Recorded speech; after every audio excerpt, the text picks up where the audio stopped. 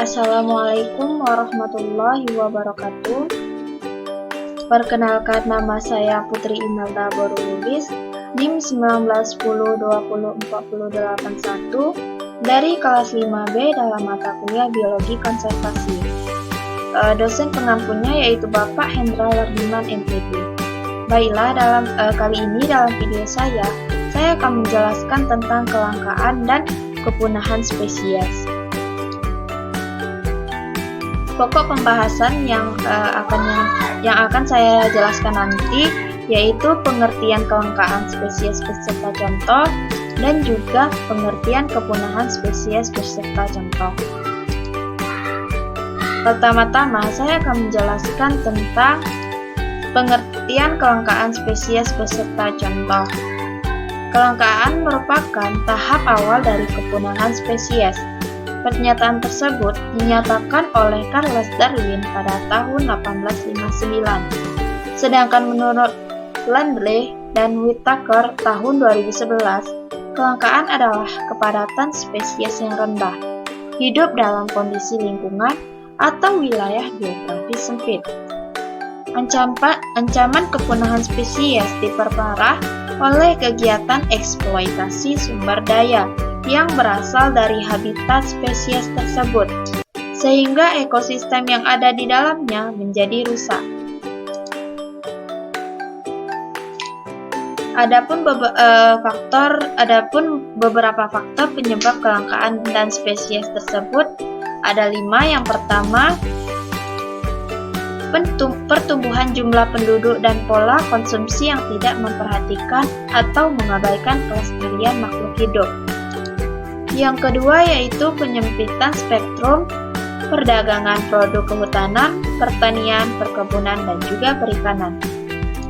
Yang ketiga yaitu kepemilikan manajemen dan alur pemanfaatan yang tidak seimbang.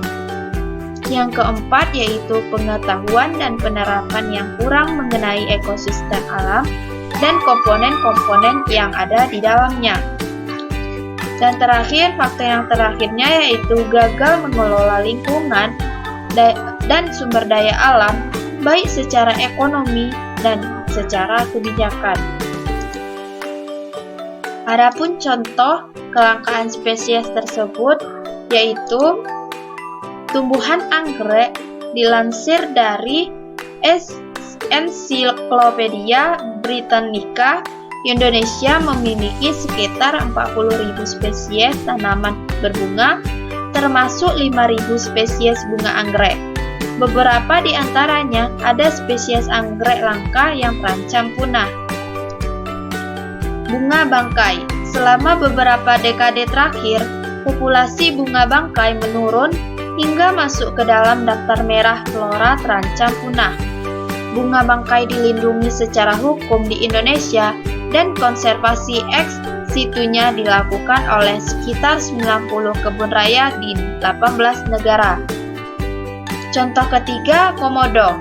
Sebagai hewan langka pertama di Indonesia, juga menjadi satu-satunya hewan purba yang masih hidup hingga saat ini. Hewan langka ini memiliki nama latin Paratus komodoensis atau orah, juga merupakan salah satu spesies reptil terbesar di dunia. Contoh yang terakhir yaitu burung jalak. Burung jalak ini menjadi langka keberadaannya diakibatkan oleh proses berkembang biak pada burung jalak yang membutuhkan waktu lama, serta pemburuan liar yang terjadi. Pembahasan yang kedua saya akan menjelaskan tentang pengertian kepunahan spesies beserta contoh. Kepunahan dalam biologi berarti hilangnya keberadaan dari sebuah spesies atau sekelompok takson.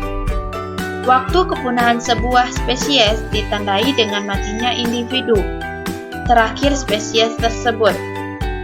Spesies akan punah bila mereka tidak bisa bertahan bila ada perubahan pada ekologi mereka ataupun bila persaingan semakin ketat dengan makhluk hidup lain yang lebih kuat. Umumnya, suatu spesies akan punah dalam waktu 10 juta tahun dihitung dari permulaan kemunculannya. Beberapa spesies biasanya juga disebut fosil hidup, telah bertahan dan tidak banyak berubah selama ratusan juta tahun. Sebelum manusia memenuhi muka bumi, laju kepunahan makhluk hidup cukup rendah, walaupun beberapa kepunahan massal telah terjadi.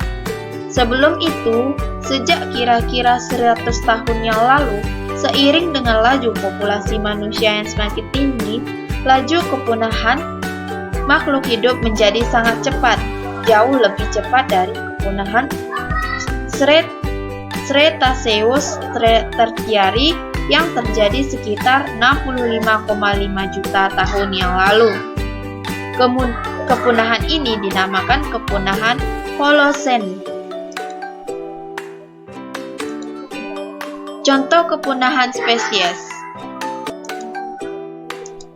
Contoh spesies yang mengalami kepunahan alami adalah hiu, Megalodon, yang hidup 23 hingga 2,6 juta tahun yang lalu. Karena ukuran tubuh yang besar, tentu hiu Megalodon butuh mangsa yang banyak untuk memenuhi kebutuhan kalori tubuhnya.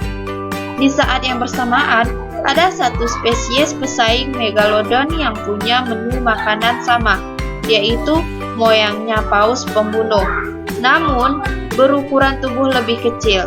Salah satu hipotesis ilmuwan menyatakan kalau akhirnya Megalodon kalah saing dan lama-lama punah.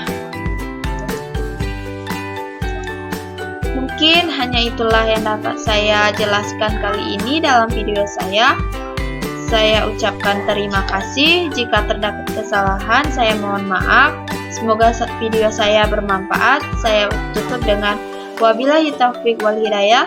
Wassalamualaikum warahmatullahi wabarakatuh.